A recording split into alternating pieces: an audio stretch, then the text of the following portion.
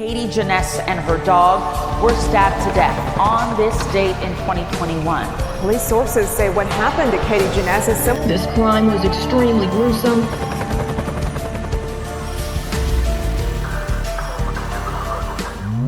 Katie Janess, a kind-hearted artist, and her loyal dog Bowie were discovered brutally murdered in Atlanta's Piedmont Park.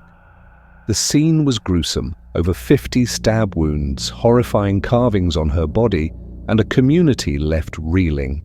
This wasn't just a murder, it was a nightmare that still echoes through the city. Who could commit such a heinous act? And how does someone carry out such brutality in a public space without being caught? Piedmont Park, once a place of solace and safety, became the backdrop of a terrifying mystery. This is not a story of justice served, it's a chilling puzzle with no clear answers. So, what really happened to Katie Janess and her beloved companion, Bowie? And why is the monster responsible still out there? Katie Janess, a 40-year-old bartender, was more than just a friendly face behind the bar. She was a passionate artist, a talented songwriter, and a self-taught guitarist who poured her heart into every note she played. Katie's life revolved around creativity, kindness, and the simple joys she shared with her loved ones. Known for her intelligence and warm personality, Katie was an advocate for social justice and a source of inspiration to those around her. Her friends often described her as a beautiful spirit, someone who embraced life with unwavering positivity and a deep appreciation for the small things. Katie was in a loving, long-term relationship with Emma Clark, her fiancé, and shared a bond that her friends and family believed was unbreakable. Together they cared for Bowie, their 3-year-old pit bull, a loyal and protective companion who rarely left Katie's side. Piedmont Park held a special place in Katie's heart. It was a space where she felt at peace, a refuge from the bustle of everyday life. Her regular walks with Bowie in the park were a cherished part of her routine, a time for reflection and connection with nature.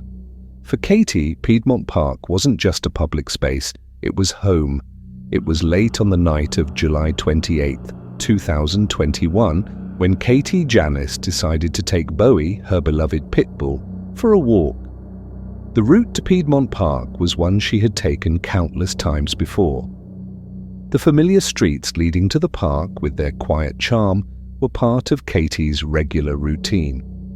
That night, surveillance footage captured her and Bowie crossing the iconic Rainbow Crosswalk at 10th and Piedmont, an intersection that stood as a symbol of unity and pride. Neither of them could have known what awaited. When Katie didn't return home, her fiancé Emma Clark grew concerned. Katie wasn't one to vanish without a word. After several unanswered texts and calls, Emma tracked Katie's phone using a location app. The signal led her to Piedmont Park near its 10th Street entrance.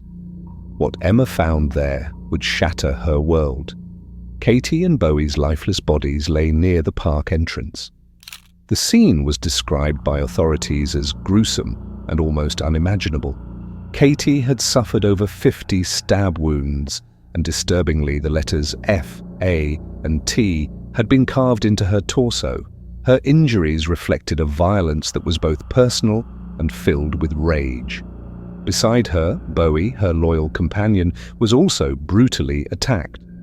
It was believed the dog may have tried to protect Katie during the assault, an act of devotion that tragically sealed his fate. The brutality of the crime shocked even seasoned investigators, and Piedmont Park, a place of solace for Katie, now stood as a harrowing reminder of the unimaginable. The brutal murder of Katie Janess and her dog Bowie sent shockwaves through Atlanta, prompting an immediate response from law enforcement. The Atlanta Police Department, joined by the FBI, launched a high-profile investigation into the gruesome crime. But from the very beginning, the investigation faced significant hurdles. When police arrived at the scene, they were met with a horrifying sight: one that even seasoned investigators struggled to process. Katie's injuries, along with the cryptic letters carved into her torso, indicated a level of violence that was deeply personal or disturbingly calculated. Yet despite the brutality, the killer had left no obvious trail. Adding to the frustration was the fact that Piedmont Park's surveillance cameras, which could have been a crucial resource, were inactive that night due to outdated technology. Without video footage of the attack, investigators had to rely on witness accounts and forensic evidence, both of which offered little clarity in the early stages. Determined to keep the investigation in the public eye, police released stills from nearby surveillance footage showing Katie and Bowie walking near the park just before the murder. They urged anyone with information to come forward, no matter how insignificant it might seem. The case quickly drew public attention, with community members voicing their fears and frustrations. A $10,000 reward was announced for information leading to the arrest of the perpetrator. Flyers were distributed, vigils were held, and social media buzzed with speculation. But despite the massive outreach, promising tips were few and far between. Leads trickled in, but none seemed to bring investigators closer to solving the crime. As days turned to weeks, the investigation grew increasingly challenging. No eyewitnesses had come forward, and the few people who had been in or near the park that night reported seeing nothing unusual. This lack of first-hand accounts left investigators with little to piece together Katie's final moments. Forensic evidence, which is often the backbone of modern criminal investigations, offered limited breakthroughs. While investigators gathered DNA samples from Katie, Bowie, and the surrounding area, they found no conclusive matches. Speculation about whether the letters carved into Katie's torso held some personal significance fueled theories that the attack might not have been random. Yet, without definitive evidence, these theories remained unproven. The sheer brutality of the attack raised questions about the killer's motive. Was this the work of someone who knew Katie, driven by rage or obsession? Or was it the random act of a predator who had chosen their victim by chance? Some pointed to Katie's LGBTQ+ identity and wondered if it might have been a hate crime, while others theorized that the meticulous nature of the attack suggested a deeply disturbed individual with no personal connection to her. Adding to the speculation was the curious case of Bowie. Some believed the dog's death indicated that the killer was either known to Katie or had a specific reason for eliminating the dog as a potential witness or protector. Others argued that Bowie's death might simply reflect the chaotic nature of the attack. Despite their best efforts, investigators found themselves mired in uncertainty. The crime scene's lack of working cameras and the absence of clear evidence left the case shrouded in mystery. With public pressure mounting and fear rippling through the community, law enforcement faced an uphill battle to find answers. While tips and leads continued to come in, they were often dead ends, leaving both the public and police frustrated. The investigation seemed to stall, raising fears that Katie and Bowie's killer might never be found. Yet, authorities insisted the case remained active, vowing to pursue every possible lead until justice was served. The release of Katie Janess's autopsy report shocked even seasoned investigators and the public alike. The level of brutality revealed by the report painted a grim picture of her final moments. Katie had been stabbed over 50 times, with at least 15 wounds concentrated on her face. The most chilling detail was the carving of the letters F, A, and T into her chest, raising questions about the motive behind the attack. Forensic experts noted that such a degree of violence often indicates extreme anger or a personal vendetta. Defensive wounds on Katie's hands suggested she had fought desperately against her attacker, adding another layer of tragedy to the already gruesome narrative. The mutilation and overkill, experts argued, pointed to a perpetrator driven by a deep-seated rage. This wasn't an opportunistic crime. It seemed calculated, deliberate, and fueled by intense emotions. Yet without more evidence, the exact nature of the killer's motive remained elusive. The details of the case sparked a flurry of theories, each more unsettling than the last. Some believed the attack might have been a hate crime targeting Katie for her identity as a member of the LGBTQ+ community. The letters carved into her body, though ambiguous, fueled speculation about whether they held any specific meaning or message. Others posited that this was the work of a random predator, a shadowy figure prowling the park under the cover of darkness.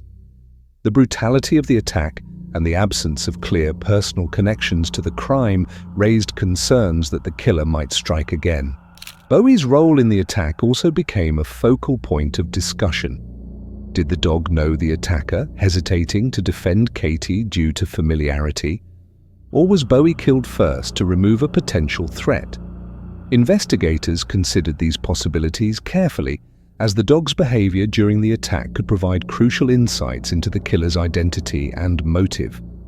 As news of the crime spread, fear and unease gripped Atlanta, especially among women and members of the LGBTQ+ community.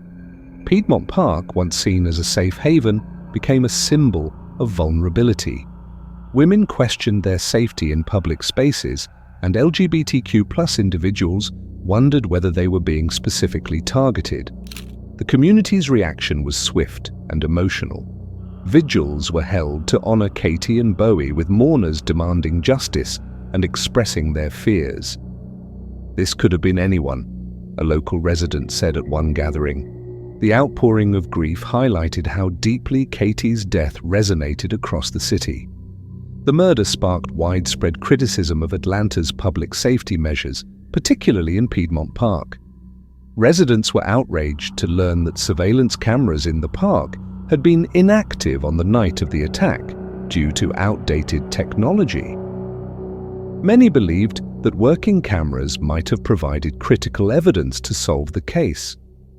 City officials scrambled to respond, eventually installing over 30 new surveillance cameras in Piedmont Park and promising heightened security patrols.